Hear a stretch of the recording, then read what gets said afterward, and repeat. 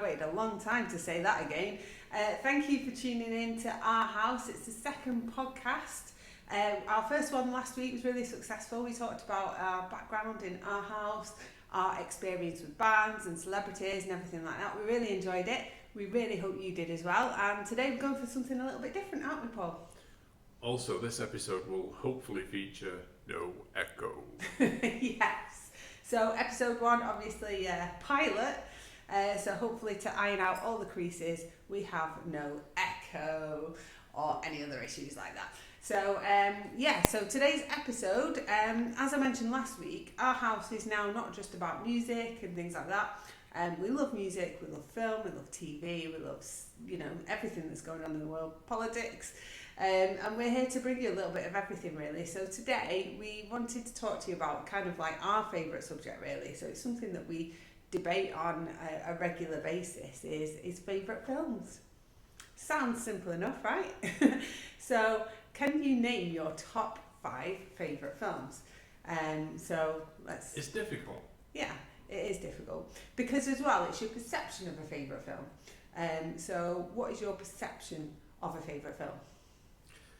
So, when I used to teach, I used to have this as a kind of opening question for people that were coming into groups and things like that, just to break the ice more than anything else. And there's a weird perception of people, because I out of every single group, there's at least 1, maybe 2 people. I'd say in a group of 10, there's at least 2 people that say pretty much every time, without even missing a beat, Shawshank Redemption, Scarface, The Green Mile. Right. And I just think, either A, you're full of shit. Not that they're not good films. Right? So it's not to disparage any of them films. But come on, they're not your favourite films of all time. Yeah, so that's why it comes down to perception, really. So, like, Empire run their, it's an annual thing, and I'm pretty sure Shawshank Redemption has been like number 1 for like the last God knows how many years, since the year it came out. Everyone always says Shawshank Redemption is number 1, the best film ever made. Now, like you say, you're not disparaging anything, because it is a very well made film. It's very well acted, it's very well written, and the story is very, very good.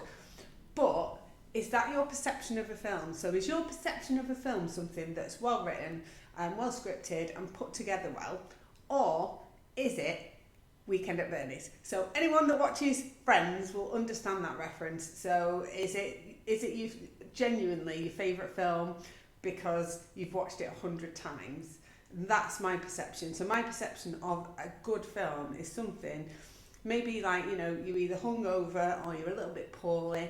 What, you crawl into bed and you put the TV on and you watch something that makes you feel good. Does the Shawshank Redemption do that? No way. Like, it just makes you want to curl into a little ball and die. Yeah. So we're not saying it's a bad film, but we're saying it's not a favourite film. It's not a feel good kind of curl up and I'm going to watch 100 times type of film. It's a little bit like if you were to imagine the Radio Times, for example, depicting what the best comedy moment in television is ever. And without fail, every year, it's Del Boy falling through a bar and Trigger makes a face. Yeah.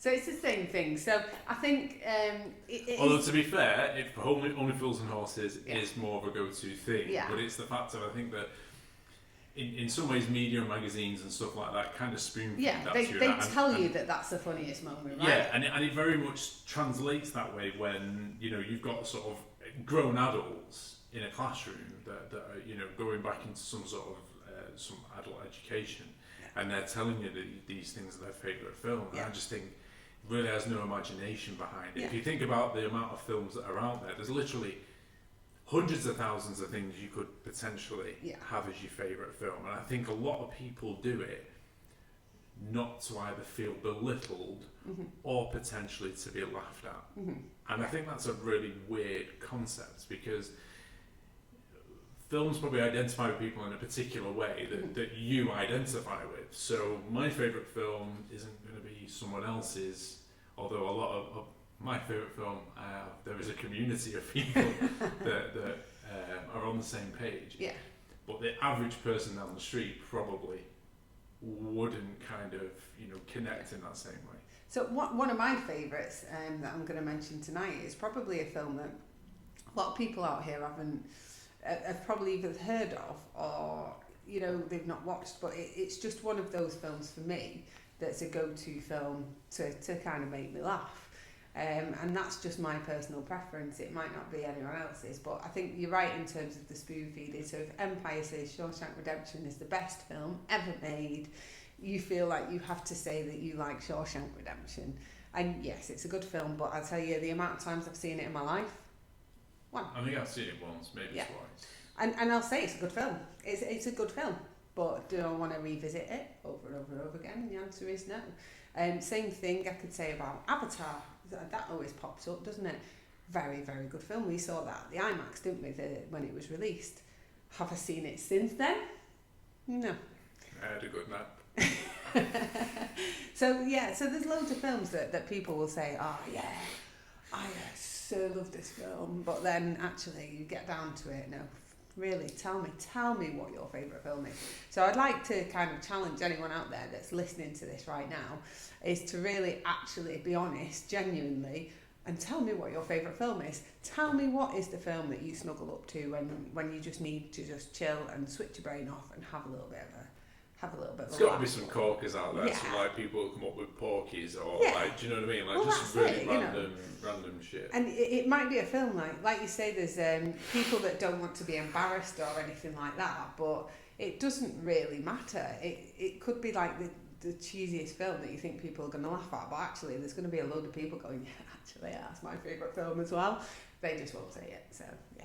So should we start on our little journey of our favourite ones? Yeah, okay, so the way I tried to compile my list was based on a number of factors, okay, because I think picking your favourite films of all time is very difficult, and that's going to change, but the order's going to only really shuffle in sort of one way or another, in terms of, like, I don't know, if your favourite film, for example, is Indiana Jones and Kingdom of the Crystal Skull, that might, jump to number 10 at some point, but then it might come back to your top 5. So I tried to do it in a couple of different ways. So the amount of times that I have probably watched the film in question is number 1.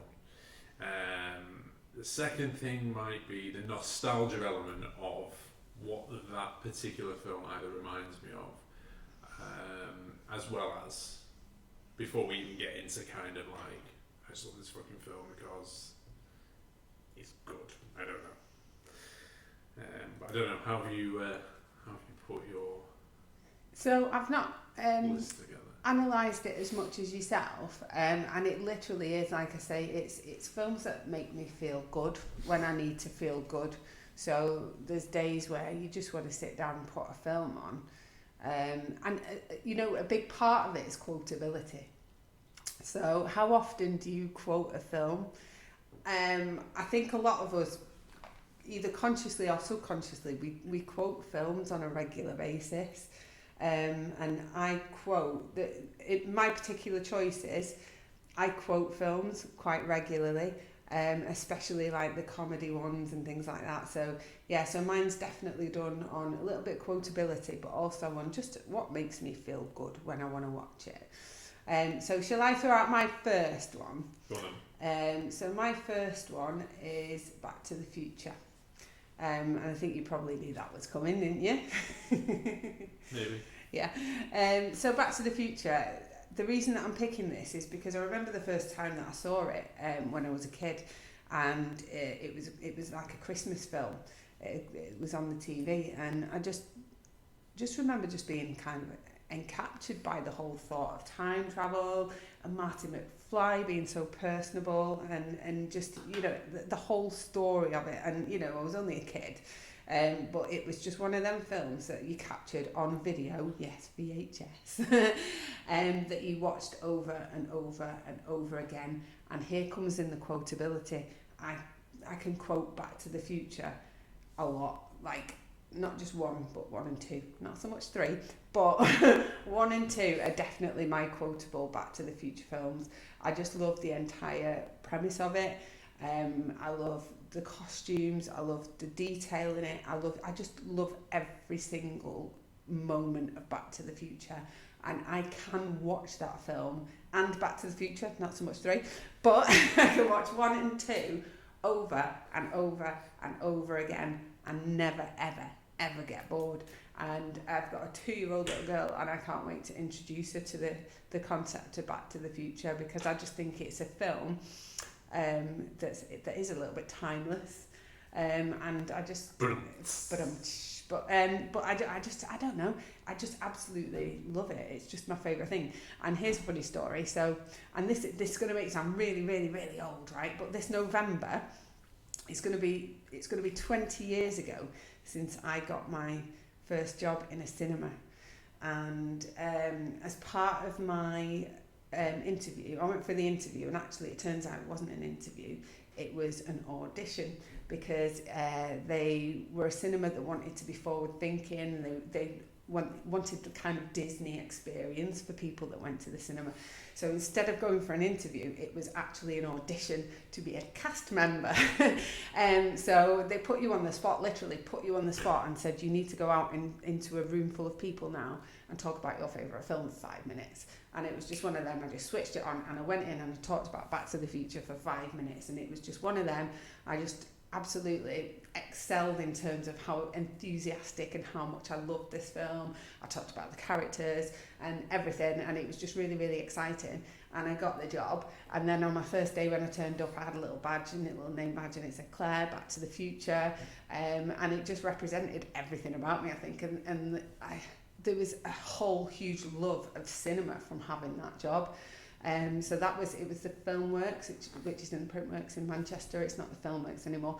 But yeah, just being a part of working within a cinema and seeing films as well. And I got the chance to see Back to the Future on the big screen as well, because when it came out I was too young. So yeah, I know I sound really old, but yeah, absolutely, Back to the Future is my number one go-to. I saw Back to the Future at the cinema. All right, old man. When it's first run. Oh my goodness.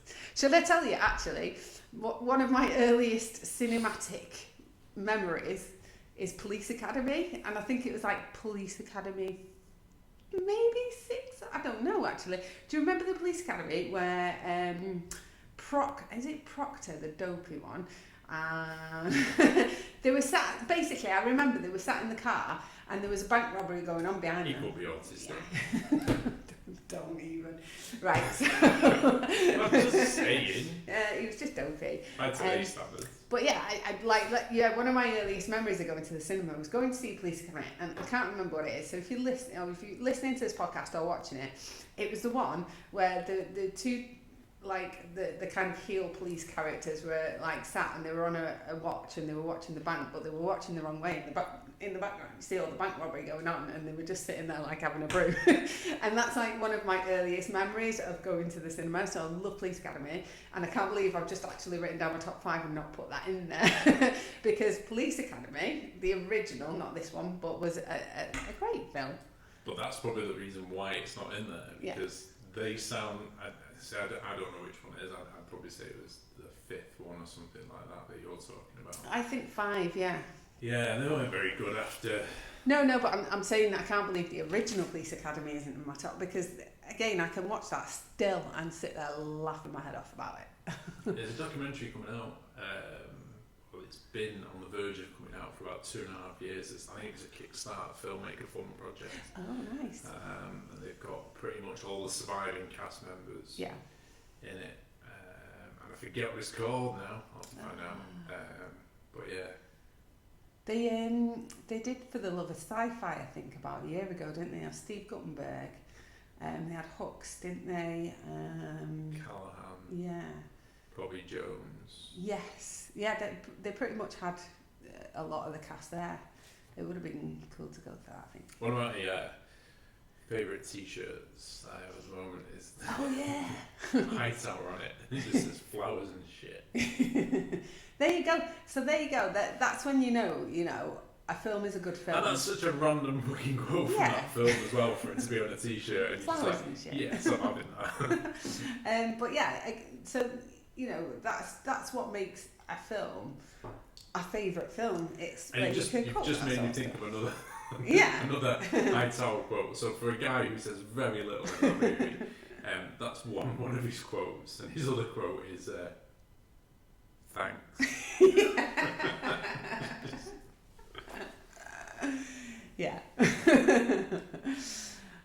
But yeah, there's your quotability. And something that just popped into my mind as well is Goonies. I smell ice cream. You can get that on a t-shirt. That is actually called on a t-shirt as well. So again, just reinforcing the fact that your favourite film isn't The Shawshank Redemption. What, can you buy t-shirts with The Shawshank Redemption quotes on it? No. It makes me kind of want to open a t-shirt shop now. Just get pictures of Chunk and just put random quotes on it like, it's a stiff. Yeah. It's so hard actually to pick a top 5 when you're talking about films like that, because these are the films we grew up on. And so Corey Feldman doing the Spanish translation. Yeah. Oh, what an amazing film that is. Didn't make it into my top 5. No. Again, but should have. I don't know, because there's so many good films out there. You just can't narrow it down. I think certain films, they sort of grow with you, don't they? So I think a lot of my films are more adult in kind of nature, but I think it's because that grows. Maybe kids' films, even though you still attach to them, they're not as relatable as potentially were when you were a kid. Yeah. So you like going back and watching them because it reminds you of that cool time, when everyone was being a Ghostbuster or all this. Do you know what I mean? That type of thing, but it doesn't always necessarily translate. Well, that was a really poor example, really, because Ghostbusters isn't really a film with kids in it, is it? But it's kind of Rick Moranis, maybe. for kids, maybe a little bit. No, it's not, though, is it? It's not. So it was just a poor example, but from a Goonies perspective, like you're just not that age anymore, right? So you won't relate to it as much as maybe you used to. Yeah. I always think about films like Goonies, like, can you make that now with this generation? Because everyone's got phones and trackers, so no one's ever going to get lost down a tunnel somewhere and chasing treasure. There's got to be some 7-year-olds out there somewhere with no phones or motorbikes, and do you know what I mean? Like, maybe somewhere. I don't know. I thought. Zathura was kind of like a good, a good sort of kids film that kind of had that feel to it a little bit, but it used technology as well, like reasonably well. Yeah, another awesome film. So, do you want to give me one of yours? What's on your list? So no particular order. My first film, and I'm definitely not old enough to see this in the cinema on its first run, is First Blood. Ooh, okay. So most people, obviously, First Blood, Rambo, but it's a deep film. Like, it's a deep film, and it's not like it's deep on the level of, say, Shawshank, but it's just not fucking depressing. I got the 4K version of that recently, and maybe I've just not noticed it before, but you kind of.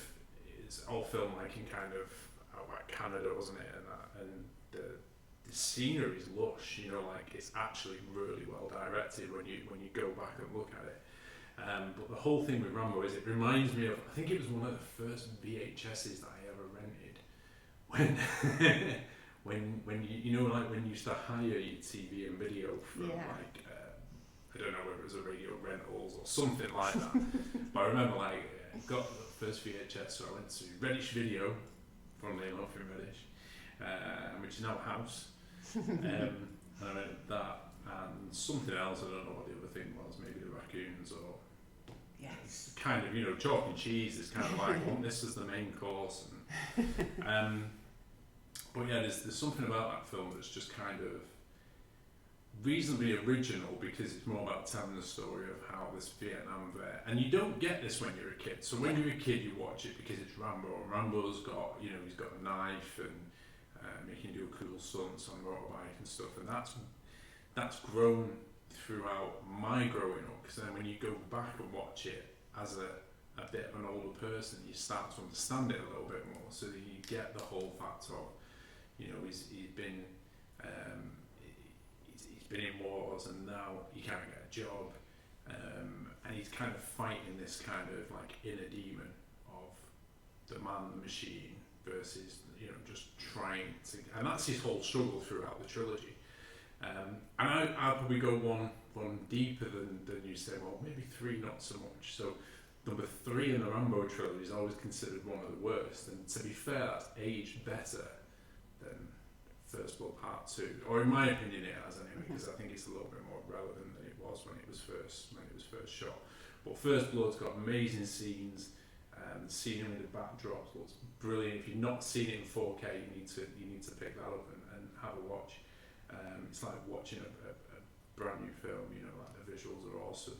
Sly does loads of his own stunts. He did the tree stunt as well, which is fucking insane. Did he write the whole thing? Is that right? It's based on a book, First Blood. I can't remember if it was a short story. What's the one I'm thinking of? Is it Rocky then, where he's So like Rocky, really poor and he wrote the script? So that's Rocky, yeah. Yeah, that's like, I always get the two. it's to sell his dog, isn't he? Yes. To sell his dog for food or whatever. Oh. But it was, for me, it's just a film that's kind of remained timeless. I can watch that at any point, so you stick it on and I'll tell you when you watch it. Go on. Christmas Day. Do you watch it? It's your Christmas film. It is a Christmas film. So you forget about that. Why is it a Christmas film? Because at the end, It's Christmas. It's Christmas. All the shots are, it's things. It's sneakily a Christmas movie. See, and until I met you, I never would have pinned it as a Christmas film. But it's a Christmas movie. But I know that it's Christmas morning. You watch Rambo. It's like a religion now. It's like Rambo goes on Christmas morning. I never would have. It's a bit weird though. It's a bit different. Yeah. Yeah, you casting that in the film's good as well. Like all the characters play. Brian Dennehy's in it. Love Brian. Since I think the first time I saw Brian, other than that, was like things like FX, Murder by Illusion. I love FX. Yeah. It's just a really good cast overall, and it's not over the top. There's some good stunts in it. Obviously, as it goes on and it becomes Hollywoodized and all that sort of shit, that kind of thing takes hold. But there's something quite raw still about Rambo, and it's just one of them where it's fighting the beast, isn't it? Keeping the beast at bay. That's Nice. So for me, I'm going to move on to the next one, which it's been a struggle, right? Because I've got a whole list here of films. I've got more than 5. Back to the Future 3. Back to the Future 1, 2, no. But yeah, I've got a whole list of films here. And the thing is, it's hard to kind of just bring it down to say why. So I'm going to try and move it per genre really more than anything, because there's musicals. I know you're not a huge fan of musicals, but I grew up watching musicals. Grease is an amazing musical, and I would definitely put that on there. And again, can't wait to show my daughter this film because of the music and the dancing and how cool it is. He can roll in his eyes. But yeah, so it's kind of like hard to put things down. But I'm gonna go with my top musical, which is Moulin Rouge. And again, it's going back to when I worked at the cinema, because I remember that film coming out and there was a lot of hype around it because it was a Baz Luhrmann film and there was lots of dancing and singing, Ewan McGregor and Nicole Kidman, and no one kind of really knew what to expect. And at the time, I'd worked my way up through the cinema and I was a projectionist. At the cinema, it was old school projection as well. It was film, and you had to lace the film through the projector and everything. Like now, it's all press a button. no skills to that. Anyway, that's another conversation. There's still people that wouldn't be able to do that. Yeah, that is true. So yeah, it was actually a really highly skilled role. Like you get like the films are like this big, and you'd had to traipse them up and down 5 flights of steps. Anyway, going off topic. But Moulin Rouge came in, and we got the print. And you have to put the prints together when they come in. It doesn't just come as a film. And I remember unrolling Moulin Rouge and seeing the colour. And the colour, it was just bright and red. And you don't see films like that in this kind of colour. And it was just a whole exciting process of like putting it all together and sticking it on and then watching it. Had the whole cinema to myself, obviously, because it was shut. And I just watched it, and it was just like, the music was amazing, the acting was amazing. Everything, it was just like one of those films where I was just like, I absolutely love this. And luckily working in a cinema, I didn't have to pay for tickets and stuff, so I just watch it over and over and over again. And it's one of them when it came out, got it on DVD, and the, you know, had the soundtrack. And again, it's that whole, you know, I will watch this 1,000 more times than I'll watch Shawshank Redemption. So I feel like I'm picking on that now, because it's getting back to time, isn't it? But it is. But yeah, it was just one of them. I just absolutely fell in love with every aspect of it in terms of the music, because they used a lot of modern music and mixed it up a bit, so you get like Nirvana and David Bowie, and it was just, it told a story through music. I'm not a huge fan of Nicole Kidman by any way, shape or form, but I think she was amazing in that. And again, same with Ewan McGregor. At the time, I was a fan. I'm not such a huge fan now, but he was just outstanding in it. Ever since he dissed the Empire. Yeah, doesn't like working in front of green screen. And cheated on his wife, allegedly. But yeah, so Moulin Rouge definitely was, it tops up that, you know, it's a feel-good film. It makes me happy. Cool. I think, like, I don't mind musicals. I'm not a big fan of, I think I watched more, again, I think musicals for me was more of a kids thing, because it's like, you know, Charlie and the Chocolate Factory and Oliver and you know, things like that there. I think the only musical I liked in the past 20 years was South Park. Yeah. You know, technically it's a musical, isn't it? It is, yeah. Yeah, like, but again, I think that's like it's like a kids thing. That's probably something you revisit with kids. Do you know what I mean? But can I tell you something, actually, in terms of musicals? I've never in my entire life seen Annie, right? Never. I obviously am aware of songs from Annie, but I've never actually sat down and watched it. And you're just familiar with the Jay-Z song. Well, I knew of Hard Knock Life and I knew of Tomorrow, but I've never seen it. It never, to be honest with you, never really interests me. And then she comes on from nursery singing her head off about Tomorrow. So I put the film on and we sat and watched it, and I was quite surprised that I liked it. But I honestly, it was just one of them films where I've never like, I used to love Oliver when I was a kid, but I just never had any interest in Annie whatsoever. But actually, it was quite good. I think recently I watched a bit of Charlie and the Chocolate Factory. I think I picked it up on Blu-ray and was watching it, and it's a bit creepy. The man who runs the sweet shop, something not right about him. Which one, the Candyman or Willy Wonka? The guy in the sweet shop. Yeah, there's something a bit weird about it. Yeah.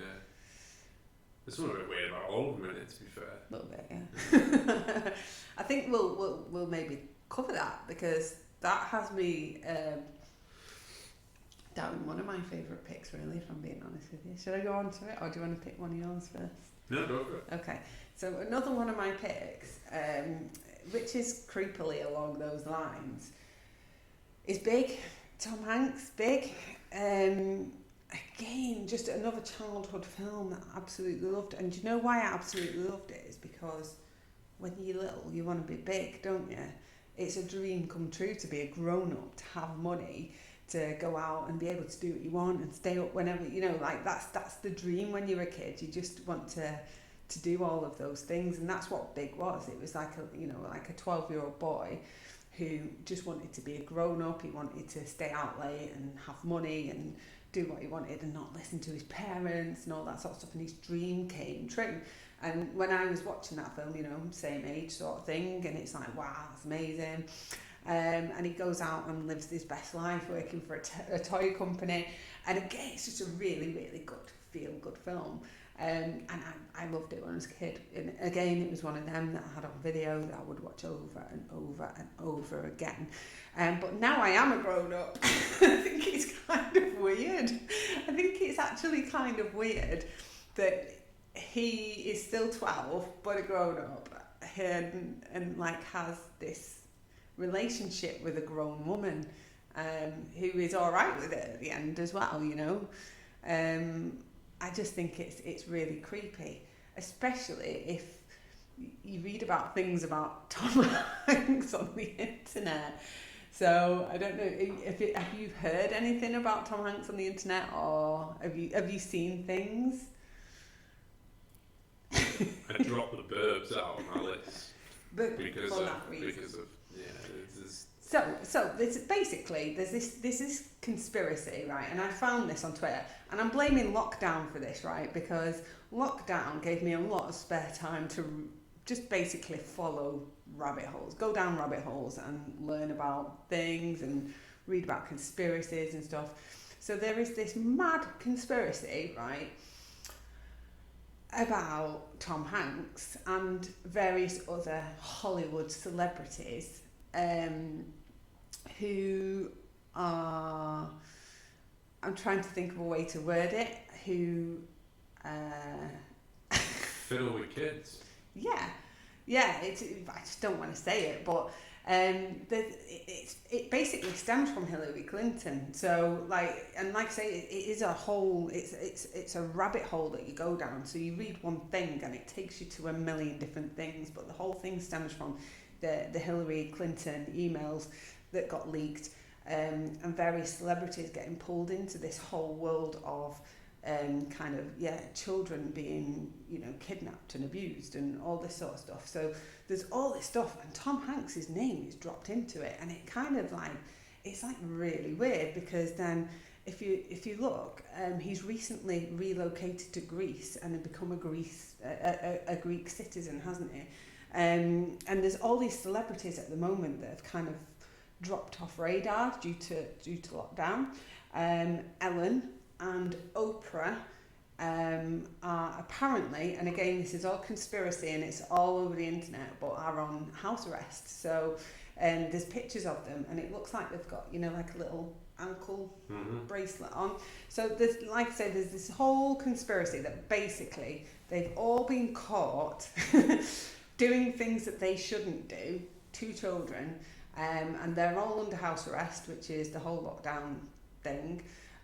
Or they have relocated. Simon Cowell recently broke his back and is no longer available to appear on America's Got Talent or Britain's Got Talent.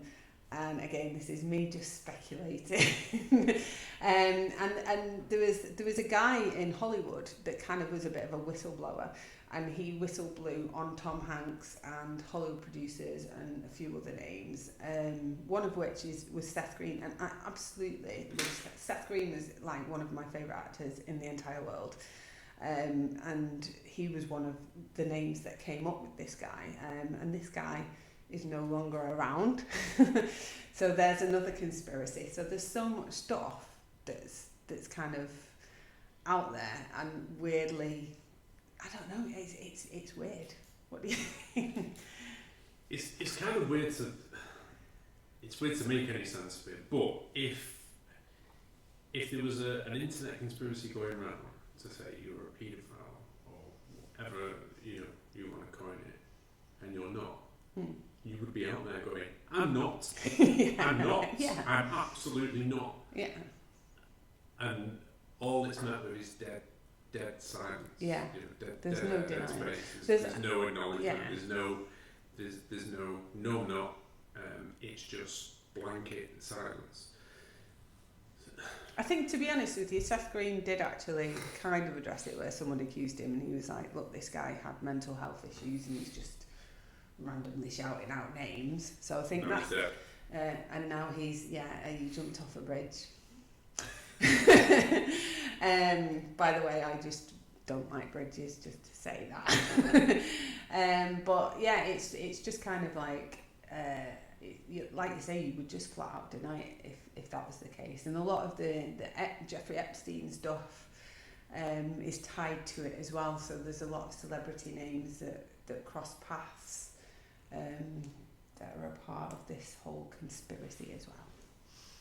Just that makes big, creepier fucking movie than maybe it was like 20, 30 years ago. Yeah, and I think that's kind of like really, it worries me a lot, because then I think about people like the girl from Poltergeist, Heather O'Rourke, and she died at a very, very young age. And again, as part of this whole, this lockdown rabbit hole that I went down, there was this whole thing of she was a part of it, and she was unfortunately a casualty of it.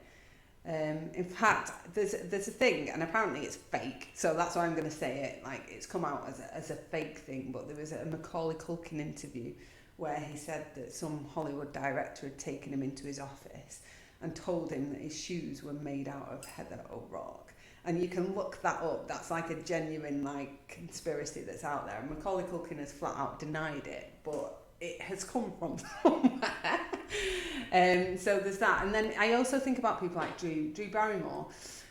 So Drew Barrymore was in E.T., and then I think by the age of about 12, was she not like a heroin addict or an alcoholic? And you have to think, what drives these children to these behaviours? Like Corey Feldman, most recently, is all over the news because he's produced this film where he's outing certain Hollywood people and Hollywood producers. He's alluding to a lot of it. He's not naming names, I'm assuming, because he's scared. But yeah, there's all this kind of stuff. What's he scared of, though? Is he scared of lawsuits, or is he scared of falling off a bridge? Yeah. Both. Corey Haim is no longer with us. What was the reasons behind that? There's a lot of children actors that have so many issues, and that has to have come from somewhere. So I think Harvey Weinstein's Me Too is the start of our revolution, but a lot of other stuff is going to start coming out.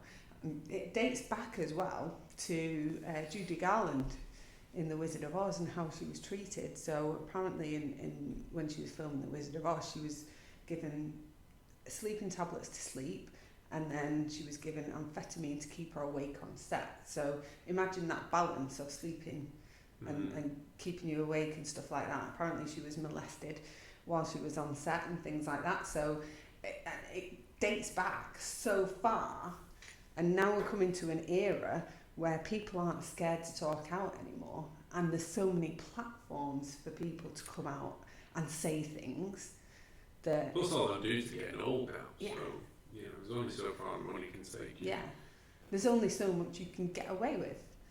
Jeffrey Epstein, I mean, that, if you watch the documentary on Netflix, that's been going on for 20 plus years, but now we're at that stage where people are brave enough to come out, or they've grown up and they're ready to tell them stuff. I think with the Epstein thing, I think people were coming out at the time, but no one listened. They weren't being listened to, and because of personal circumstance or whatever, or the type of families or neighbourhoods that they came from, and so on and so forth. Corey Feldman to me kind of blew the roof off everything, because it was after he first, or some talk show host guy that basically mentioned the names. Yeah. But then that was when the Me Too movement came out shortly after that. Didn't someone try and run down Corey? He was walking down the street and someone literally was trying to run him down. According to him, he's had 3 or 4 attempts. Yeah.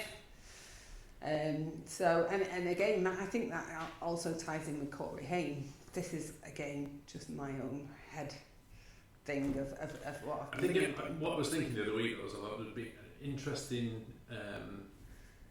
thing to maybe watch the 2 Coreys now that you know, because that went for a couple of seasons, didn't it? So I remember watching it when it first came out, and the 2 Coreys, it was kind of like you had Haim was like the guy that was just the wild card, wasn't he? And Feldman was the one with the family and just trying to keep it on the straight and narrow, but still a little bit weird. But yeah, if you watch it back, will it tell a different story? There was a clip in Corey's film where it did show a clip from that, where they were having an argument in the diner. Yeah. And Haim's like sat across him going, really, I can't remember what they were arguing about, it was really after all we've been through, and it starts talking about like casting couches and stuff like that. But yeah, you might be able to go back and look at some of that and then think, I don't know, maybe I'll write a big story and just drop in Heather Rocks in my shoes. I don't know, like it's the whole concept's fucking weird, and so we'll probably never know for sure. Yeah. Well, there was a producer on Nickelodeon as well, who I don't know if he's been sent to prison or but he's definitely been on trial. So he was like a producer of Nickelodeon. He produced all of the big like Nickelodeon things, like remember That's So Raven, and things like iCarly.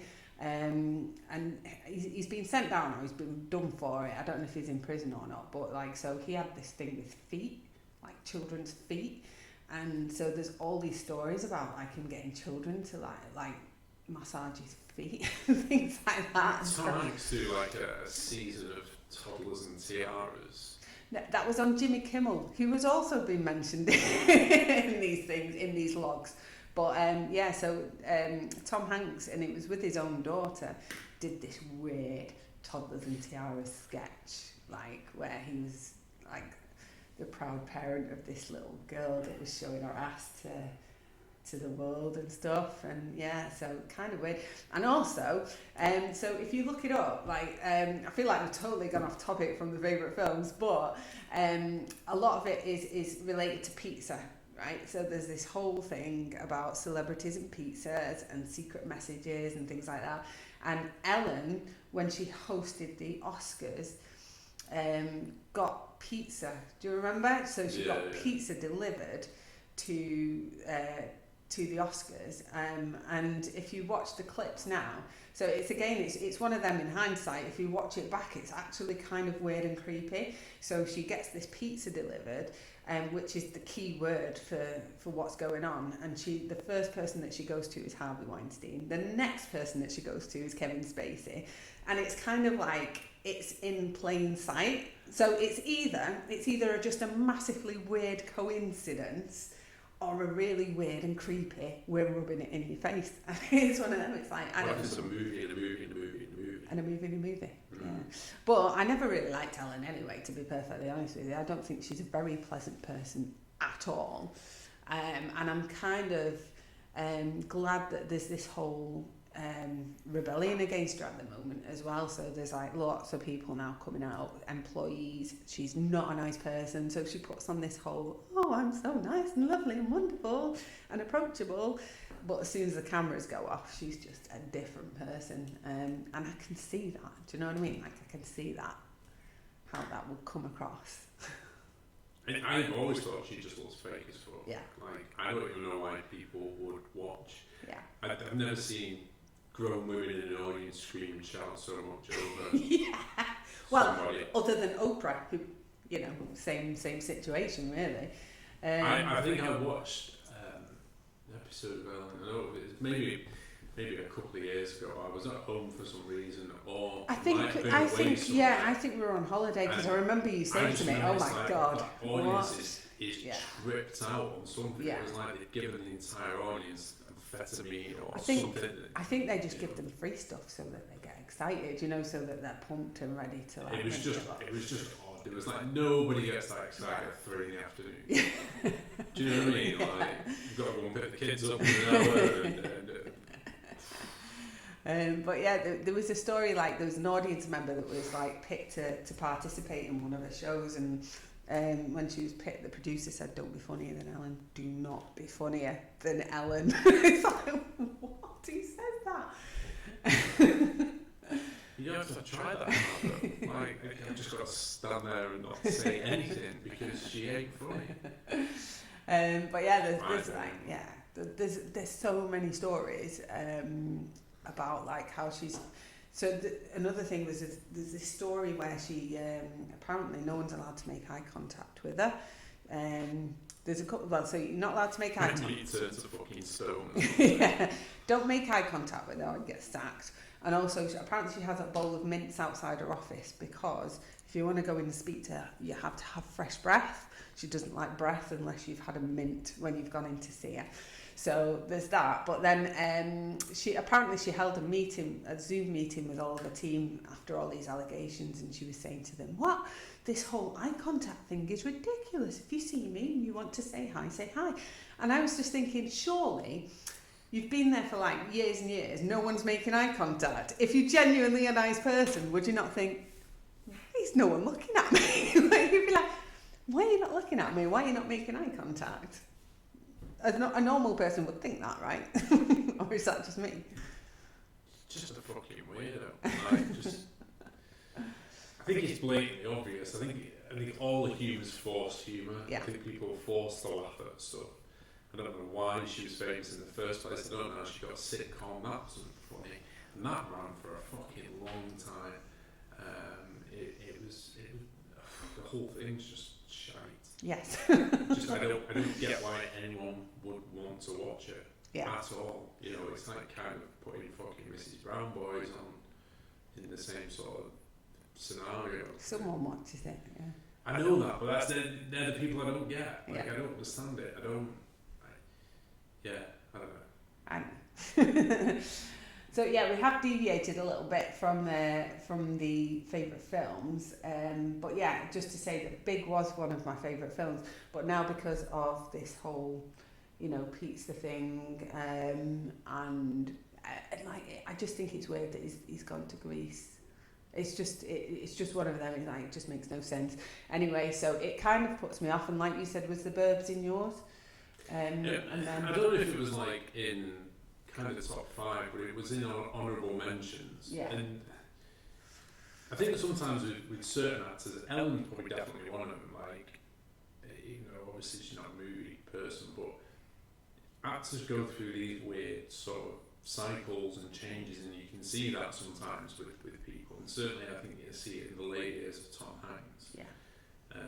Where he almost just becomes, we're just going to put this guy in anything and it'll make people go and watch it. Yeah. I think when you get to that sort of level, not that it then becomes less about the acting ability, because his acting ability is brilliant. But I'm not a massive fan of Tom Hanks. Like, you put Tom Hanks on at the cinema, I wouldn't necessarily go and watch it. I never liked things like Forrest Gump.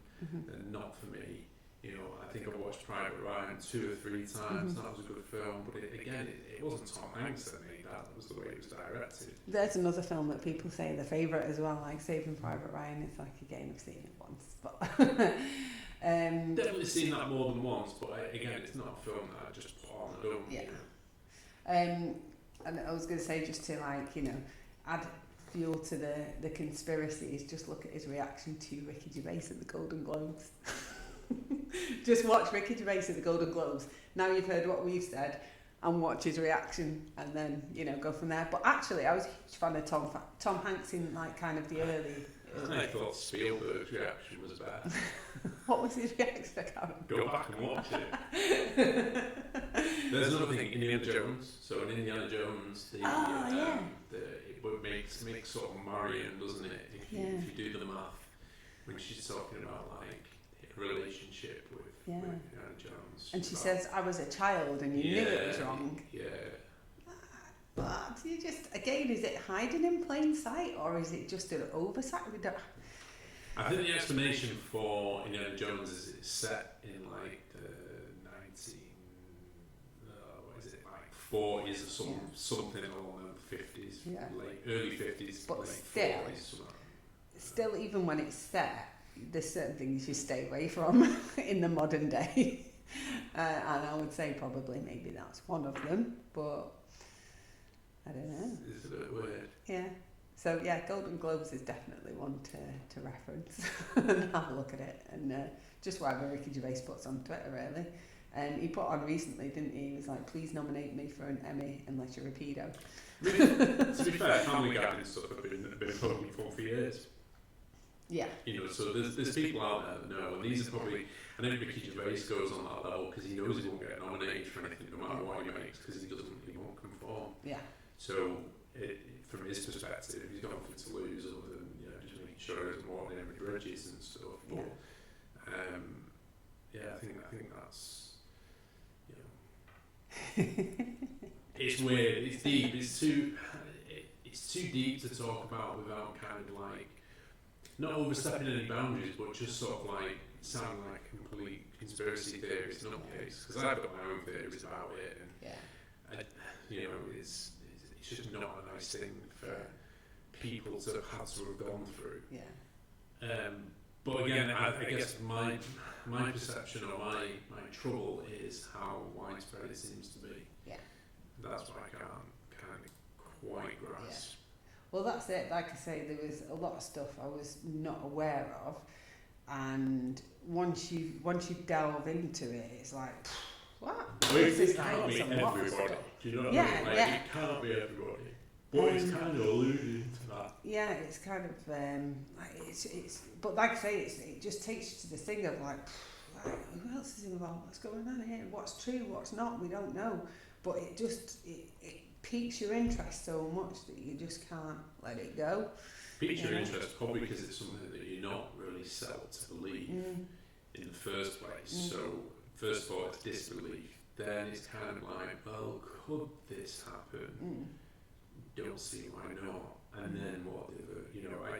I remember watching a murder porn type show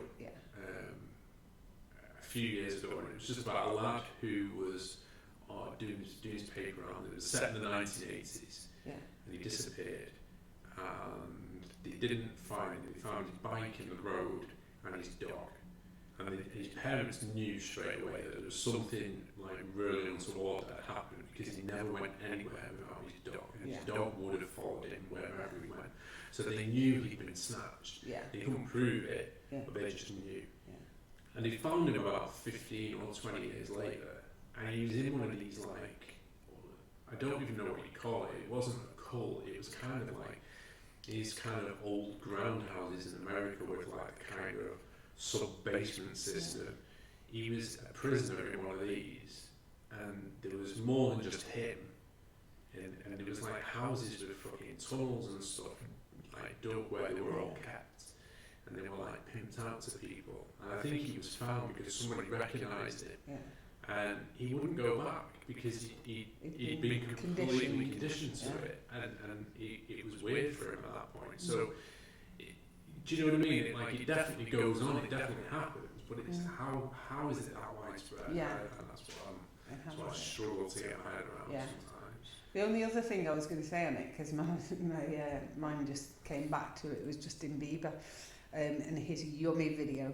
So apparently this is a big like Justin Bieber's trying to tell us something that he was maybe a victim of it because he was so young when he got into the industry. So if you watch the Justin Bieber Yummy video, there's a lot of pointers towards things. So there's like young children that are playing in, like, that are musicians, and they're at like an elitist party. Then at the very end, like the last shot of it is cake being eaten off a plate, and then when the plate clears, it's a very young Justin Bieber saying yummy on it and stuff. So yeah, there's all sorts of stuff that you just can't stop reading about and all that. It's just kind of crazy. Weird. I am weird. It's all lockdown's fault. God damn you, lockdown. Right, so anyway, should we go back to our films? Go on. So I've said mine was Back to the Future, Moulin Rouge. One film that I don't know if it's in your top 5 as well, because it's certainly a film that we watch together very often, is Aliens. Is it in yours? Is it in your top 5? again, purely just on the focus of it's a film that we watch. It is a film. It is a film that we watch quite often.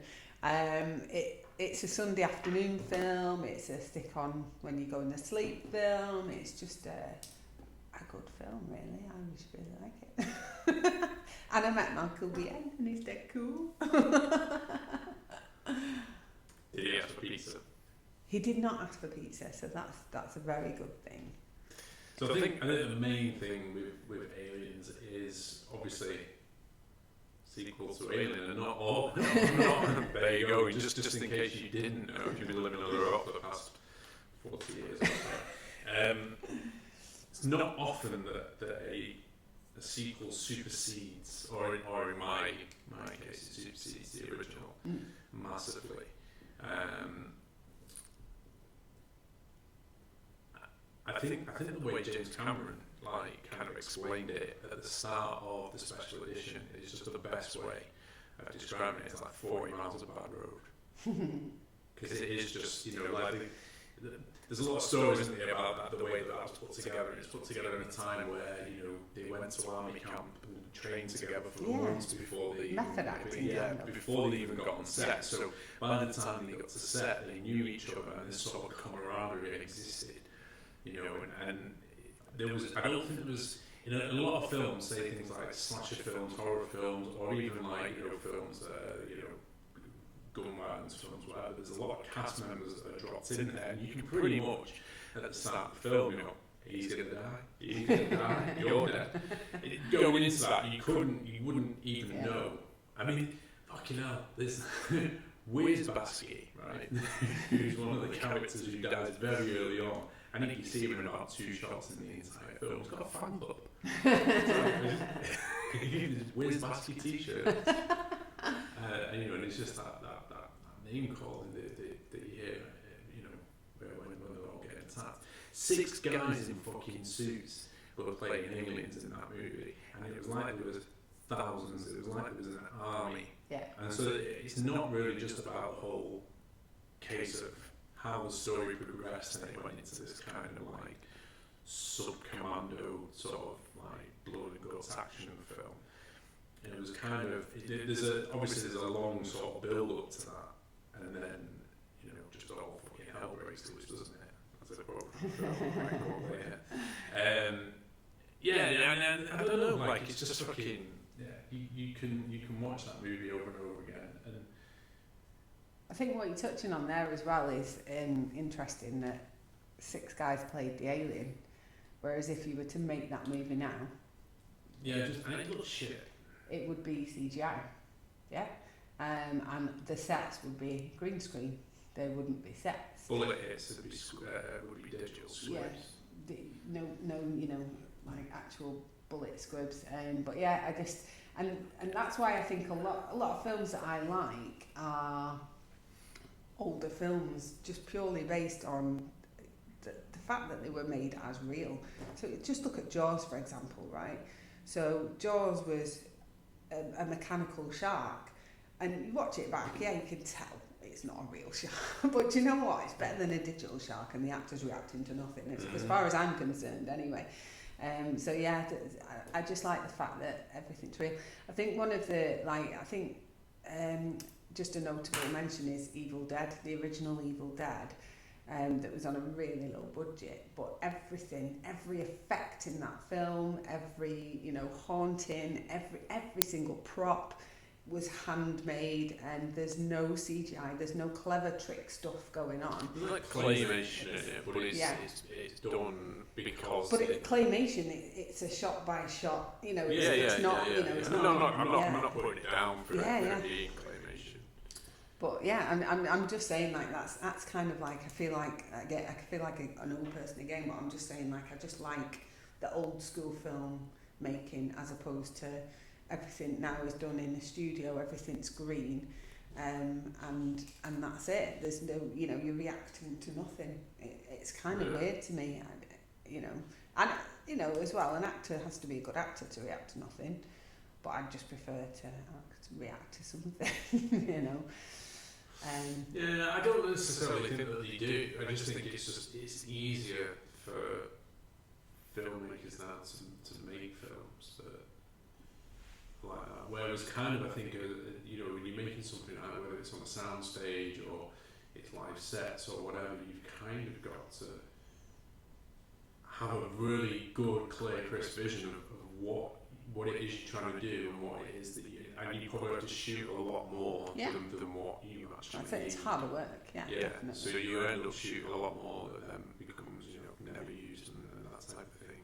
It's something definitely like that makes Aliens kind of cinematic, and that's largely down to its musical score. I think things like that kind of get lost in translation with a lot of people. The music and the sounds within that give it its own identity, and Alien sound effects are still ripped and used in like video games today. They're still used in like computer, like just old school computer games and things like that. It was ripped for a hell of a lot of stuff. And one of the Ace memories I remember when I used to rent videos from like petrol stations and stuff like that. There's a petrol station near my old school where they would let you sort of hire the 18s and stuff like that. I used to just have that on constant rental. I think I rented it for about 12 weeks. Did he also say Siggy's under the counter and stuff? Well, no, I was never into that sort of stuff. So yeah, probably though. Yeah, probably did.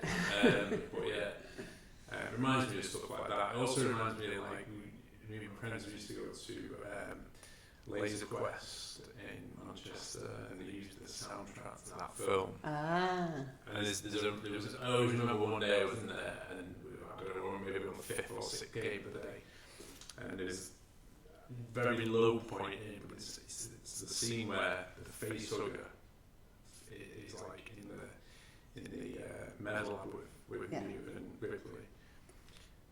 And there's a bit where it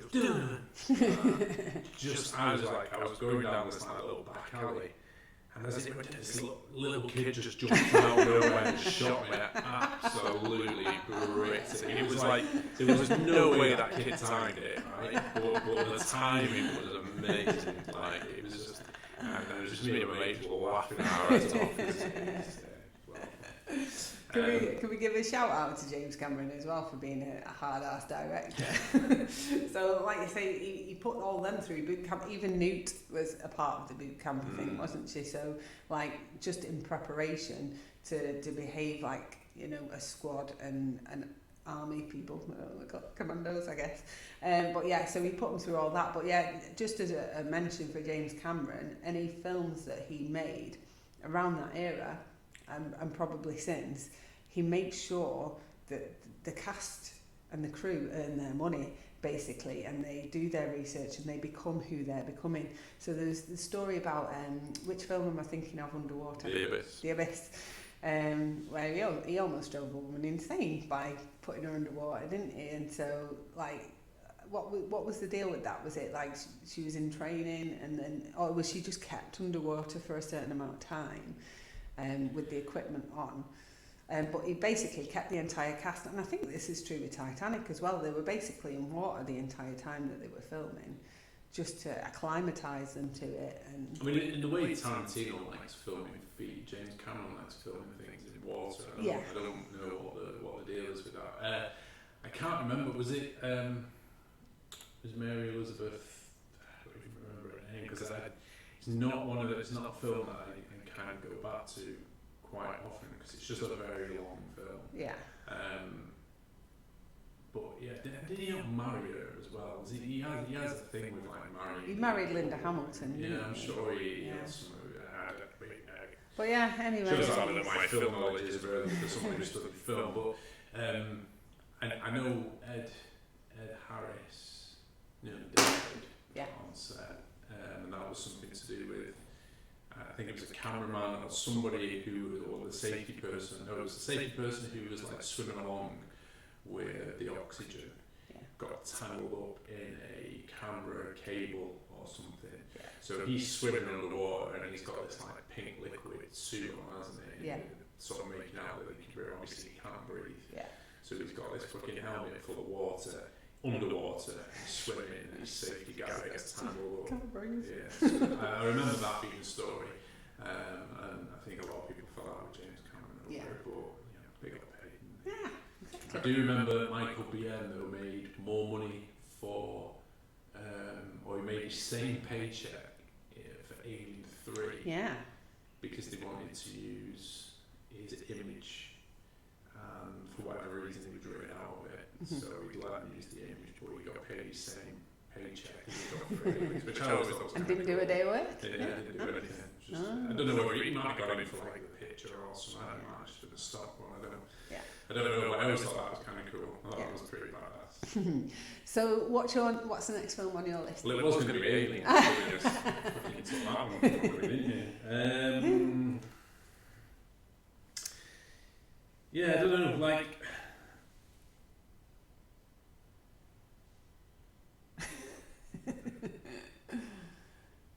I'll just do a little bit of lift music. Until you decide what you've done. Or should I just go? Part-man. Pardon? Part-man. Part-man. Part-machine. Oh, right, okay. Or cop. Robocop. Okay, bye. Fucking awesome. So you talked about portable films earlier on, weren't you? Yeah. So I can buy that for $1. You had to fly. Bitches leave, can you fly, Bobby? I like it. Yeah, loads of things like that. But yeah, Robocop again is another film that you got from the video store when you were a kid. I think it was the first VHS actually I bought. So I can remember like the first VHSs that I rented, and I remember the first. I was gonna say first 3 VHSs that I bought, but I've actually forgotten one. But I know one was Robocop and another one was Teen Wolf. Hey. Can't remember what the second one was. So again, another film that's kind of done completely, Paul Verhoeven film, cheesy lines, crazy dictatorships going, pretty much fucking world we're living in right now. Yeah. Blood squibs. I mean, if you ever see the uncut version, that what's his name, Mr. Kenny.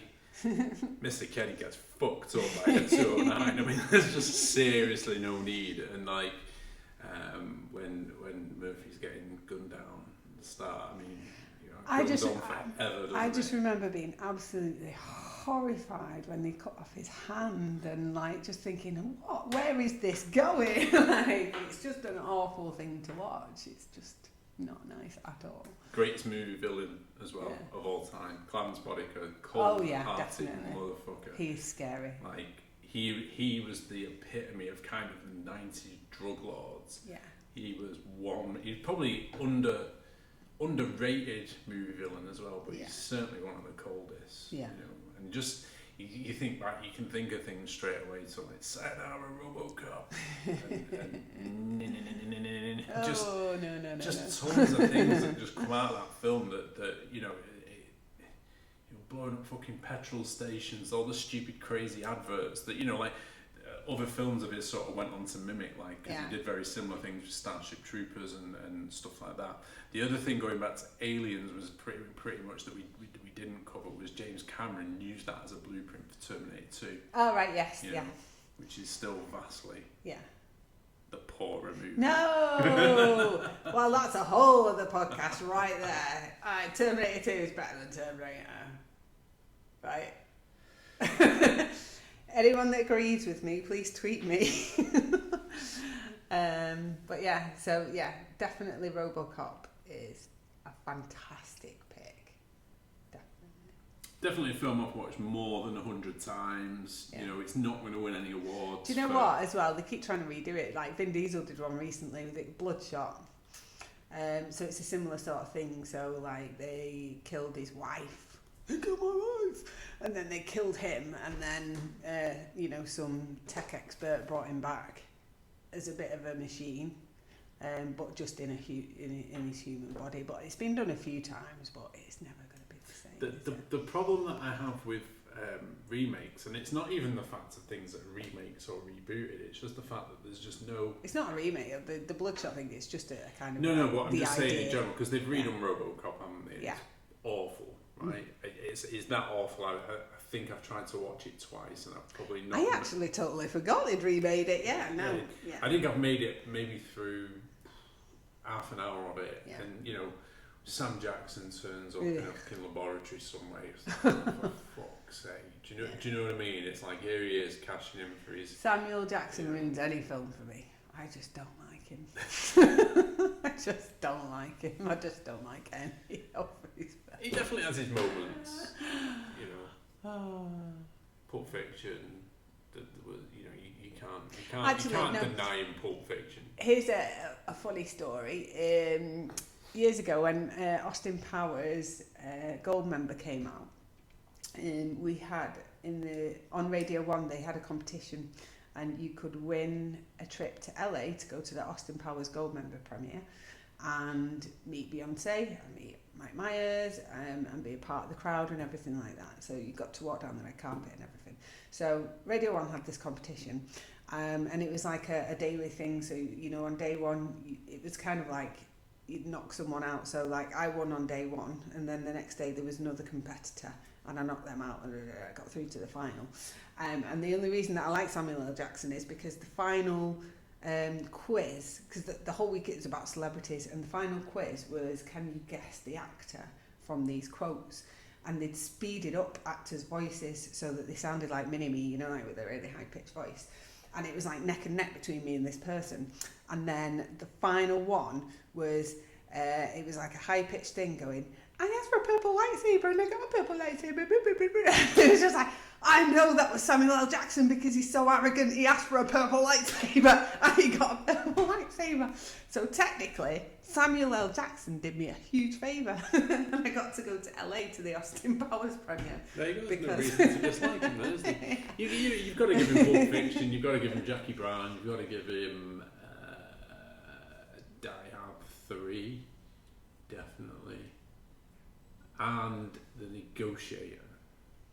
I don't think I remember that too well, to be honest with you. So definitely, they're the best picks. I wouldn't pick things like Snakes on a Plane or anything like that. Not interested in him in Star Wars or any of the Marvel films, or That's why I just don't get it. I'm just not a fan. It's weird. Fucking Jimmy B. Jules. So I think we got through a couple of mine. Actually, just saying that, then I am going to throw in Austin Powers as one of mine. I know you're not a fan, but again, it's that whole I've watched it 100 times and it still makes me laugh. I watched it a couple of weeks ago, still makes me laugh. I think I love Mike Myers. I think he's really funny. I know you don't. We disagree on that, but I just really like. I just heard he's a cop. I've not. So there you go. No, Austin Powers. I like all three of them as well. The Spy Who Shagged Me and Goldmember. I think they're all funny. It's funny because we were watching Jane Silent Bob before, weren't we? And they were kind of taking the mickey, saying like Hollywood makes the same film with the same jokes, but just puts a different spin on it, which is kind of like what Austin Powers is. But I just. But this is what I was going to say before was with RoboCop is I don't know how. So you are a film director. Yeah. You're being given a film, Yeah. right? And somebody goes, "Have RoboCop," Yeah. right? Yeah. How do you fuck that up? Yeah. Like, other than what I understand a lot from studio pressure in terms of, we've got to make this PG-13 so the kids go and see it. Well, guess what? The kids went and saw it when it was an 18 and that's why they liked it. Yeah. And they just don't seem to get that because they're only really about the box office figures. Yeah. So I understand some concepts of that and but give us a film that is at least worthy of the original. Don't give us a carbon copy. I really hate that they've gone back and they did Zoolander like 15 years after. They did Dumb and Dumber 20 years later. Fucking Bill and Ted 3's finally come out, and I'm just expecting it to be the same thing. It to be pretty much the same film with the same cheap jokes that you originally laughed at. and just dumbed down for a newer audience. And it's like, just write something new. Like, it doesn't have to be. Do you know what I mean? Like, if you didn't want to make, if you wanted an R-rated movie that was like a RoboCop type film, but you didn't want it to be part of the RoboCop franchise, just call it something else. And make something new. It's kind of like the gaming industry struggles with this. Like, this is why we have Call of Duty 99,000, because, you know, it's something that it works. So now they know that so many people are going to go out and buy this next Call of Duty game, and because that model's there, all these other game ideas that have got maybe potential behind them don't get a chance to see the light of day because of that. And it's really, I just find it really odd, and especially when they're churning out. I mean, it's got to be 50 times cheaper for them to churn out films today than it used to be. You know, because you're not necessarily, with the exception of things like Bond and stuff, that are still doing things reasonably old school, where they're having like big stages and all that type of stuff done, and massive locations. A lot of films are just filmed in green screen studios. Do you know what I mean? And I just think there's the heart of filmmaking is probably pretty much dead at this point.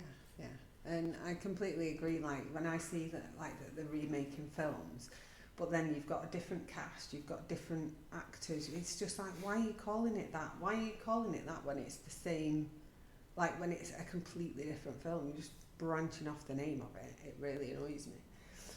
So there's a couple of mine. I think I've got one left on my list, which I've struggled with, to be honest with you.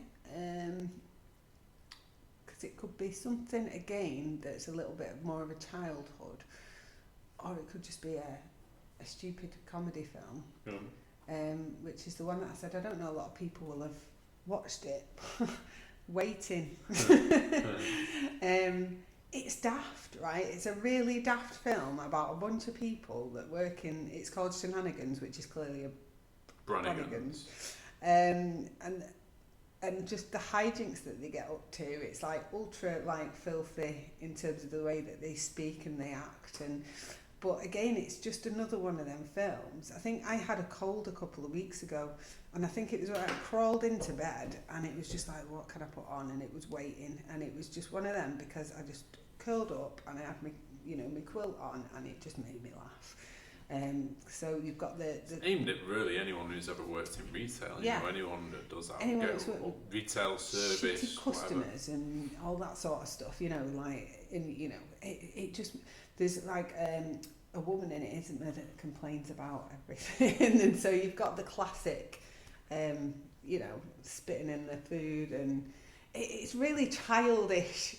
It's a really childish film, and a lot of people I don't think will get it, and I think it's got a really rubbish score on Rotten Tomatoes, but it just, personally for me, it's a funny film. It's Ryan Reynolds being Ryan Reynolds, being sarcastic and funny.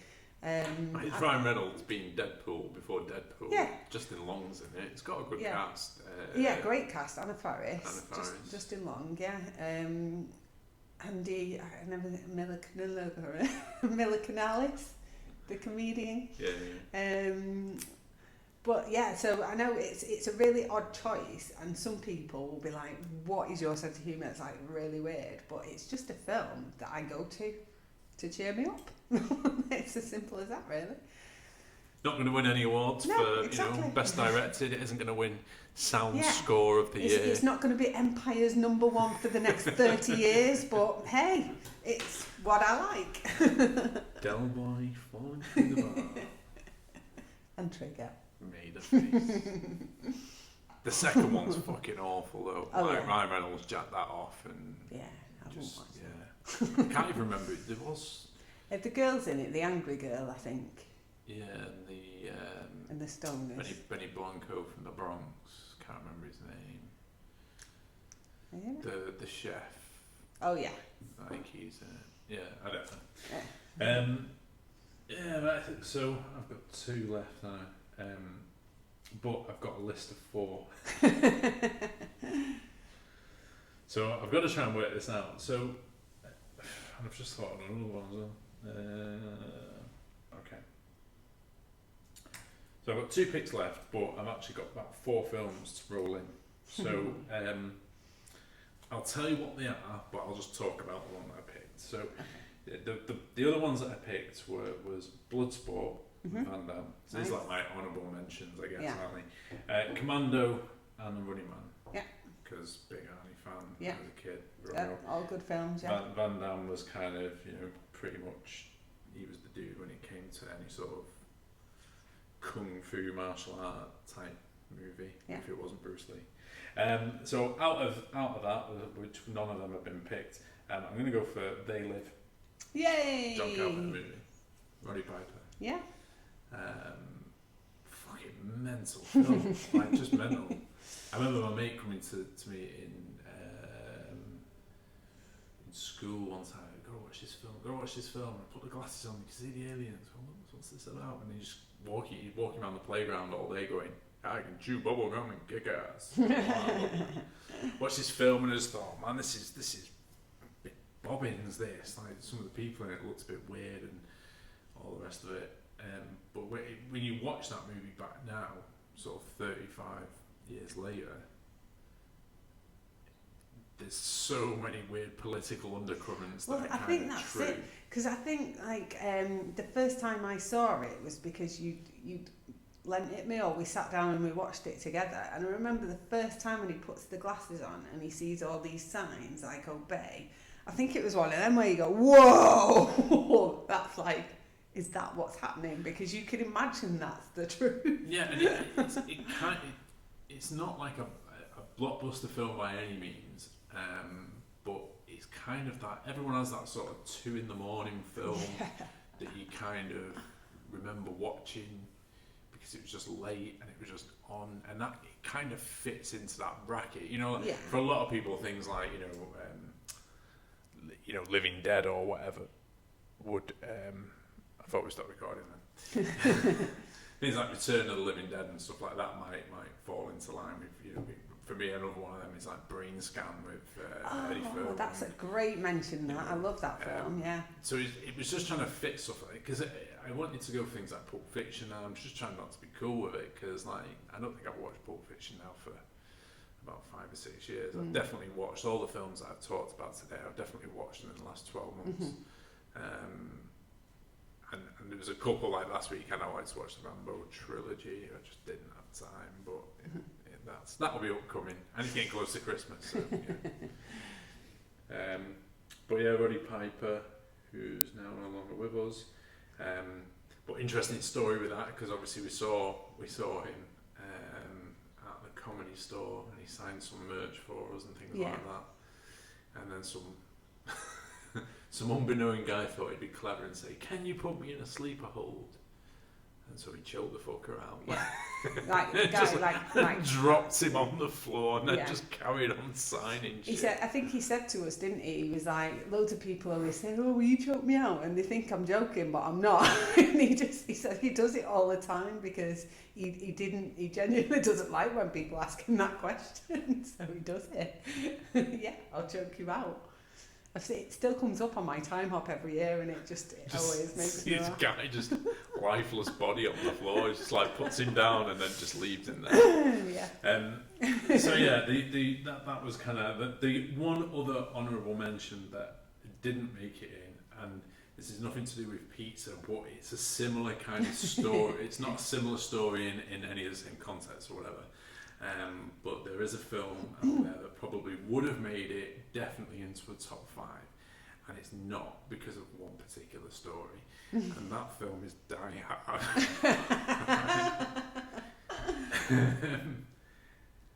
And that definitely would have made it in. Plus, any other Kevin Smith film might have made it in there as well, but they're all good, and I wouldn't be able to put one in a top 5. So. But Kevin Smith completely ruins the fucking myth. No, actually, he does. That's a lie, isn't it? Just Kevin Smith pulled the curtain off Bruce Willis that you kind of knew was always there in the first place. Well, before we heard this story, I always remember seeing Bruce Willis in interviews and things, you know, when he's promoting films, and he's so boring. Like, he is just so boring. The characters that he plays, like, I remember him in Moonlighting, you know, when I was a kid. And so all the characters he plays are interesting, funny guys. And that's what you expect. Like, when you see Bruce Willis who's going to be on Jonathan Ross or someone like that, you just think, oh, he's got to be that personable, because he plays those characters. And then he's so boring. It's just mind-blowing. Surely he's an actor. He should be able to switch it on in interviews as well, but he just doesn't. He just has no kind of excitement about it. I mean, I can't tell Kevin Smith's story like word for word and make it as interesting as Kevin did, but if you've never seen it, then look it up. He tells it at a Comic Con, so all you have to do is type in Kevin Smith tells Bruce Willis story, and you'll find it somewhere. The highlights of that kind of go like this. So he was making, I think they worked together first of all on Die Hard 4, that was their first interaction. And then Kevin Smith was making a film called Cop Out. And this was where he's kind of Bruce Willis, one of his big idols, and he's walking down like a studio lot with Bruce Willis, trying to make conversation with him. And it's just not happening, they're just not getting on. Because he's boring. He's boring. There is a story about why they weren't getting on. Yeah. And so Kevin's just trying to make sort of idle conversation, going, wow, you Die Hard, one of the best films, and he's just sort of like nodding off. And he says this van turns around the corner, and they spot Bruce Willis, and there's like these dudes in the car, and they're going, yeah, fucking Die Hard, woo! Like that. It's just like says, I just got a big grin into here because, you know, I've just seen this happen. And he goes, I turn to Bruce and I say, man, that must be so good, you know, like people recognise you for that and you get that sort of reaction. And he said, without any nod of a beat, he just turned around to him, I hate the ones that say Die Hard the most. And Kevin Smith just said he stood there.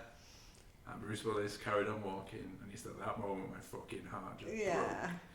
And I think that kind of like, I know people are not supposed to expect actors and stuff to kind of be everything and anything they want, but there's kind of like, there's I suppose there's a difference between being a fucking arsehole and being professional, and you know, you might not potentially, or you might not particularly like going to talk shows or whatever, but that comes with your fucking paycheck. Exactly, that's what I mean. You're an actor. If you're getting paid $21 million a film, then you just go and do that shit. I mean, he goes on to tell other stories of like for Cop Out, they were doing something with like, there was, I think it was a kids hospital or something like that for like terminally ill kids, and they got them to come down to set and hang out with the cast and have a bit of a laugh and a joke and stuff. And he just said he didn't interact with any of them.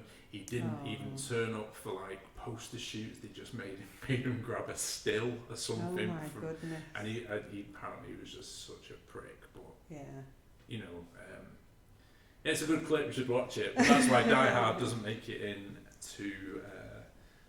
It kind of does astound me a little bit that actors can behave like that when, again, you are being paid, you're being paid a lot of money to do something, and that is part of your job. So part of your job is being a personality, really. It's being in front of the camera.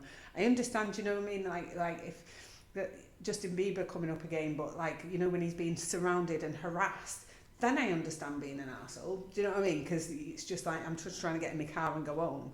But if someone is a genuine fan and they come over, I don't see the issue with just saying, you know, taking a couple of minutes out and just being nice, or at least giving them a thumbs up when they're walking past and not going, I hate them, you know what I mean? It's like, so there's like loads of actors that have stories like that, and it's heartbreaking, really, because you can forgive anyone for like having an off day and just going, no, I don't feel like it or whatever, but there seems to be quite a lot of stories about Bruce. And a lot of them do come from Kevin Smith, but I think because he's just, you've just ruined everything, and I just don't give a fuck. Like, you know, I'm never going to make a film with you again. I don't want to make a film with you again. So these are my stories because they were based on real interactions. And he just tells some other stories of like just.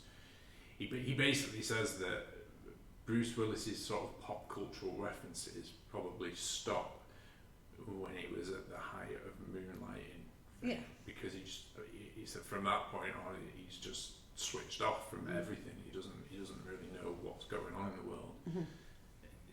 Yeah, it's just odd, you know. It's funny actors film, funny actor stories. Just another honourable mention, Blade 3 or Blade Trinity. Actually is a fantastic film and probably would stick in my top 10 to be honest, because it's just a good film that you can watched it like a year ago or so, and it wasn't. Oh, was it? Was it a bit of a that, letdown? yeah. But just in terms of like actors being weird, apparently he stayed in character the entire time on that set and was Blade all the time. And the story goes was he called Ryan Reynolds the white boy and Jessica Biel the girl. So like whenever they were on set and he was saying, so the white boy and the girl are going to be over here, and he just never acknowledged them by their real names or anything like that. He never spoke to them. And apparently he just made the whole set uncomfortable. And I just think, again, I kind of get method acting a little bit, but there's method acting has just been plain rude. So, but also, how surreal would it be to be on set with Wesley Snipes in the first place? I don't know. Dude was fucking awesome in Dolomite. Yeah. Oh yeah, that's a cool film. See, there's films like that where they might go, these should be like, you know, Stir Crazy and Beverly Hills Cop and, you know, films like that. And they're not, again, like a different point of, you know, you asked me what my favourite films are at Christmas time, and some of them might pop into it, you know. Not mention things like House Party and Friday and things like that. You know, it just changes all the time. But one thing is for absolute sure is none of them are the fucking Shawshank Redemption, none of them are the Green Mile. And just, you know, stretch your mind a little bit, kids, because you're going to need to. Because my number one is the greatest film of all time. Okay. Without a doubt. Okay. I know what it is. Go on. Go ahead and say it. It's a Kurt Russell movie. Yeah. More importantly, it's a John Carpenter film. Yeah. Big Trouble in Little China. Yeah. Okay. Why? Sorcery, monsters, Mortal Kombat type characters, weird Chinese prophecies, proverbs, the slaggy one from Sex and the City. So, like, I have seen Big Trouble in Little China a lot now because of you, okay?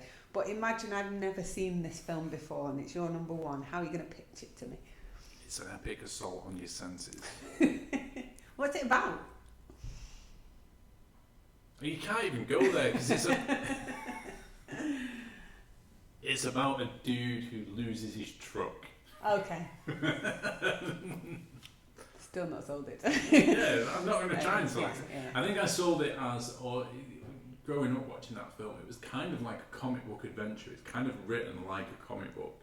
If you could imagine the comic, like a real comic book coming to life in the way that the scenes are put together, and even the exposition from the characters and that type of thing. It moves like a comic book, and it's not a comic book film. Your hero of the day, who's Jack Burton, is not the hero of the movie. So he's just a loudmouth and gets everything wrong, fucks everything up, but just comes out with like blinding one-liners like every other minute. So I was gonna kind of bring that up and say that Jack Burton is pitched as the hero of the film. Like he's called Kurt Russell. He's got a bit of muscle and he looks like the action hero kind of thing that you'd expect. But he's actually, an absolute douchebag. Yeah. So who is the real hero of that movie? Wang. Why? Because it's his girlfriend. He's the martial artist, isn't he? Yeah. He's the guy. And I mean, I suppose the interesting thing that John Carpenter puts across in that film is that they couldn't have like an Asian star of it because of the time, and almost the audiences wouldn't get it to the point of where the very first scene is Egg Shen in the lawyer's office, and they're talking about Jack Burton. And they big him up as like this, you know, we're in his debt. He showed great courage, almost to force feed it down Americans' throats that this is the guy that you need to be rooting for because Yeah. he is Jack Burton, because they feel audiences are that dumb. So we have to put that scene in, and I think John Carpenter was really against that, but it served well for the film, because that just brought, you know, the opening, the trucking scene where he's just jacking away to himself on the CB. You're going, who is this? But pretty much every time there's kind of like any kind of action scene or fight scene, he manages to bugger it up. So like he knocks himself out a couple of times, or, you know, swings for the wrong person and that sort of thing, and it's always one that comes to the rescue and actually kicks ass.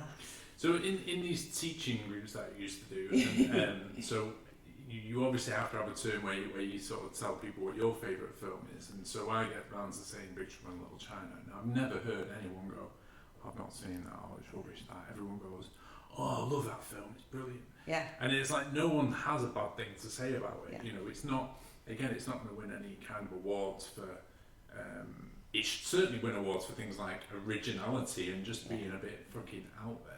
Yeah. You know, and again, it's got an abundance of t-shirts. It's one of them films that made probably more money over the years, as opposed to, like, you know, it did pretty rubbish in the cinema from what I understand, but It became a cult thing after. Yeah. You know, I mean, there's probably Kurt Russell's greatest film, and I think I've seen a couple of interviews with Kurt Russell where he almost doesn't really sort of synonymise with Jack Burton, which is a little bit disappointing, but he's not Bruce Willis about it. Do you know what I mean? So, and I suppose like the thing I'm probably most worried about now is we're getting to that point of where it's already been suggested and mentioned that a reboot or a sequel of sorts is kind of looking to sort of materialise in the work. I've heard a rumour that The Rock is interested in becoming Jack Burton. What are your thoughts on that? The Rock got a lot of shit on Twitter for that. Did he? Yeah, and he very, very quickly kind of went on defensive. Yeah. I think there's a lot of people now that are sort of pissed at that whole. There's no need to remake it. No. Like, if you were going to remake that film, or you were going to like throw a sequel in, you should have done it 2 to 3 years after the original. Going back, you could base something in the same world. But, you know, really, do I want to see 60-year-old Kurt Russell still wearing the same vest top? And no. You know, like, because you know he's going to be in there somewhere. And he's not the sort of actor like the Hoff, is he? Where the Hoff is kind of, he parodies himself a lot because he gets it. So in Jack and Burton, I don't want it to become like Baywatch. Yeah. So films that The Rock's gone back and done that are like that turn out to be kind of Baywatch-esque films, and then that's kind of shitting on it a bit. Yeah, and also like Kurt Russell was a hunk then. Like he was like, you know, he was a heartthrob. He was like, they're cool, and like you say, I don't want to see him like now as an older man, and, you know, keep it as it is. Like, I don't want to see like a CGI low pan.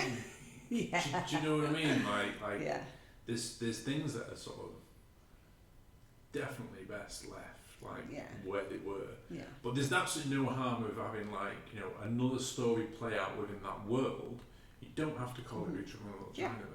That's what we were saying, like in terms of like some of our favourite films that get rebooted or remade. Just change the name. Take the concept, but change the name, and then at least if you wanted to see it, you can see it, and it doesn't ruin the original. Everything has an audience. Yeah. You know, everything will have an audience, and people will find that. And I think, you know, like I said with video games and stuff before, the reason that you don't see a lot of new games is because they just want to. You know, it's like what we are now, Fast and Furious 9 or something. Yeah. You know, I mean, realistically, when you look at that, and films, the spin-offs. Oh, we've got spin-offs now as well. Awful. Yeah. Like that awful movies. Like, yeah, I'll go and watch one, or I'll watch it when it comes out. Yeah. Just to see it. But I think I own like one of them, the first one, on DVD.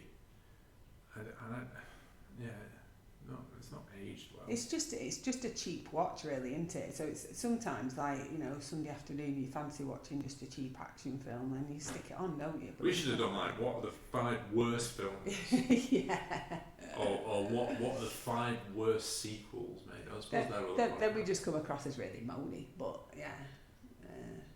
But I think other people probably have the same qualms and issues with it, because it is like, you know, kind of leave it alone. To a degree, I kind of wish they left Star Wars alone. Yeah. You know, like, I don't overly see the point in it. No one was happy with the remakes. No one was happy with the originals. Like, you know, and people probably still moan about the very originals in the 70s. And I don't think you can make a fan base that's that dedicated to it happy. You just you can't do it. It's become, your fan base kind of becomes bigger than the thing itself. So make something new, make a new world, make a new concept and design, give someone else a chance. Yeah. You know, when you're making $1 billion off Disney, you don't really need to be in the movie business anymore. You've kind of done it. You've completed it. Yeah. Do you know what I mean? You don't need to go any further with it. Yeah. So that's your number 1.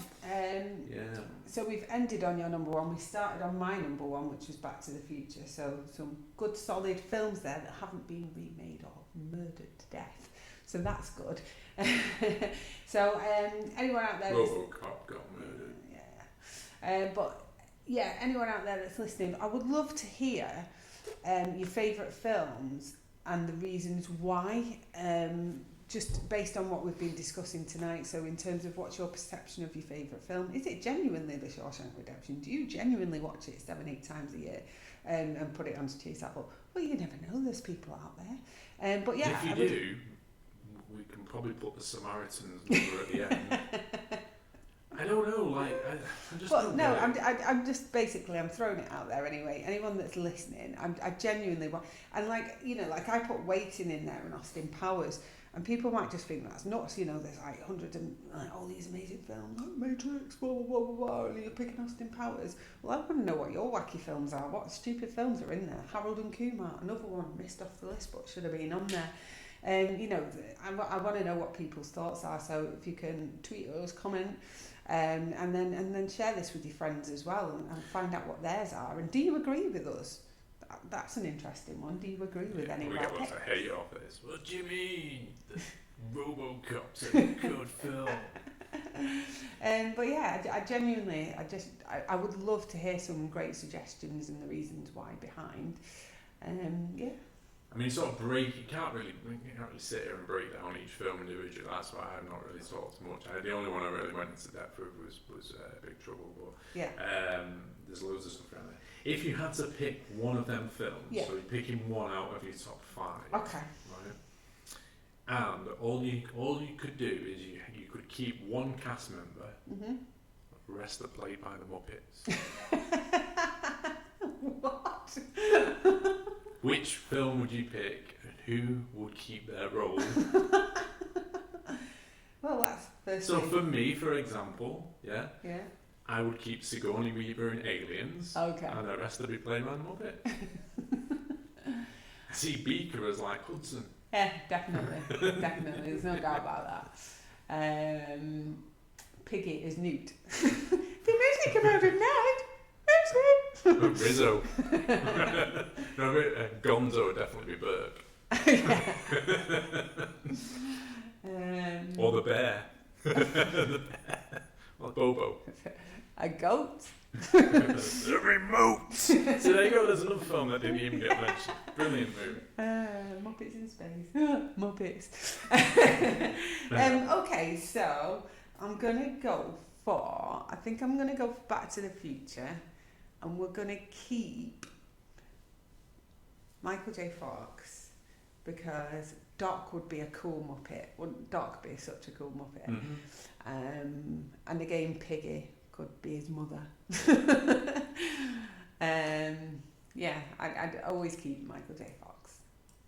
See, I would think of that differently. I'd keep Doc, and have the rest of them played by Muppets. Because he technically is a goofy character. Yeah, exactly. And Michael J. Fox could easily be like Kermit or Kermit's nephew. Yeah. Do you know what I mean? Like that main sort character, of character. Yeah. Oh, I see. But, you know, I hadn't really thought about this before. It's just a completely out of the blue question.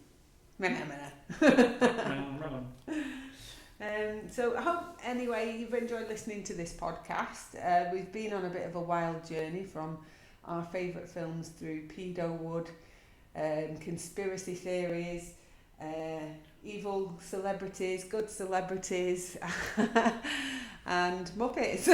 So we'll be back again for another episode next week. If you liked it, please give us a like, give us a share, tell your mates about it, and give us our Facebook a like, our Twitter, everything that you can normally Yeah, it'd be do. cool to get some more subscribers. I think we're about 200 away from 1,000 on Yeah, YouTube, that'd be so nice, that'd be yeah. kind of cool. A bit of a milestone to reach, which would be good. Thanks for listening, thanks for watching, and just remember, Bruce Willis is an asshole.